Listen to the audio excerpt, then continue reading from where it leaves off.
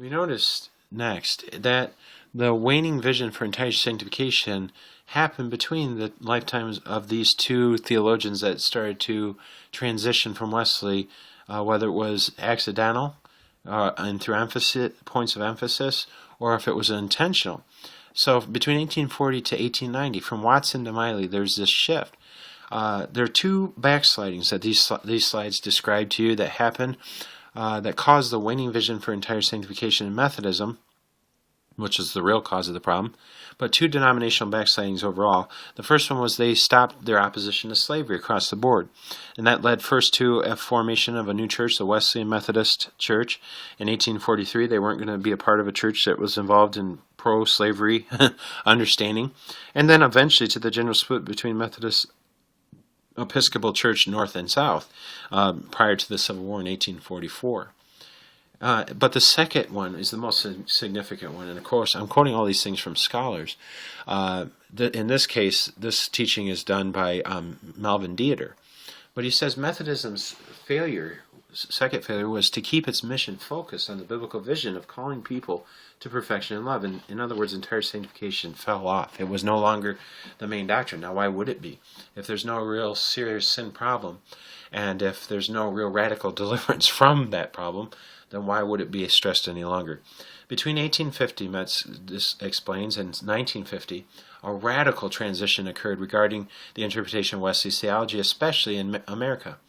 And see, it's different from what people think. They often blame American theologians in the American holiness movement.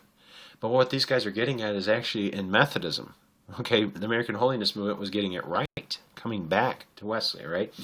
After the Civil War, Methodism in America gave more and more attention to the challenge of science, which was evolution, and to developments in biblical scholarship. Biblical interpretation and theological presentation were affected, not only by scientific evolutionary thought, okay, so that's where all this trouble started in, but also by the critical historical studies of Strauss, Wellhausen, and other European scholars. Now, this form of critical study is what's called destructive criticism. And though these men claimed to be Christian and claimed to be Bible-believing theologians, they actually did major damage to biblical scholarship. Wellhausen was the founder of the documentary hypothesis, and we'll get to that in a moment. By the last decades of the 19th century, a noticeable change occurred in Methodism's theology. The Methodist view towards science moved from originally opposition to evolution. We shouldn't say science, because evolution is not science, all right? But moved from opposition to those ideas to skepticism, finally to support.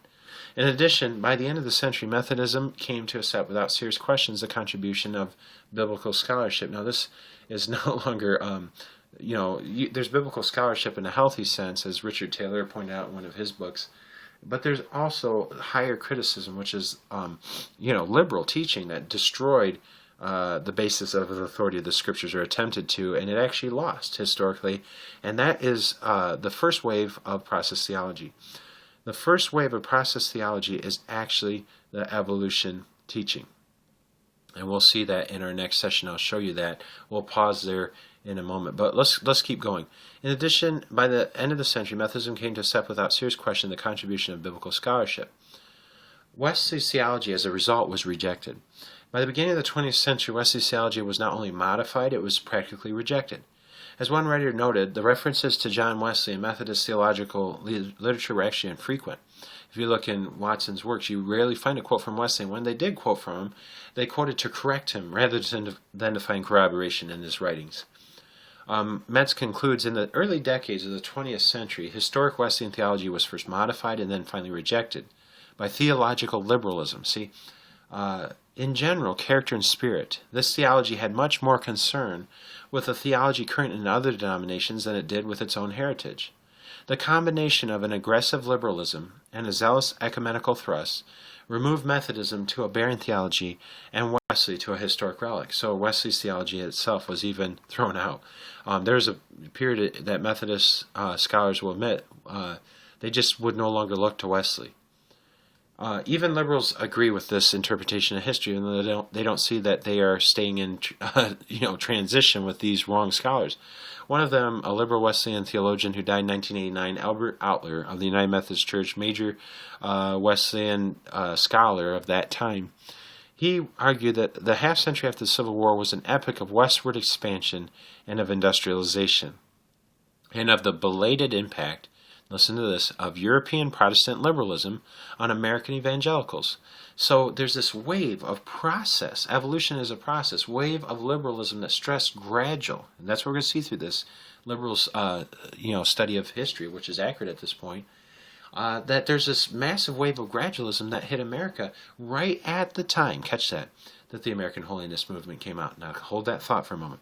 Horace Bushnell, a major Christian influencing thinker at that time, had already proposed his gradualistic, notice again, stress on process, formula for Christian nurture as an explicit alternative to revivalism. You notice today that revivalism is on the wane, again, in Wesleyanism, in modern Neo-Wesleyanism. Revivals, churches are being suggested to hold revivals, and they just won't do it. And if they do, they won't hold an evangelist to do his work or her work. Instead, they will ask for a professor, or trade off pastors, or somebody that is more directed by God through their giftedness to the gradual stress. But his influence was not fully felt, until it was reinforced by other powerful liberal tendencies. The impact here is, again, of science and especially evolution. But in all its variants, liberalism entailed a theology of immanence. Notice that's what's being stressed today again within Wesleyan theology. God's love for us, his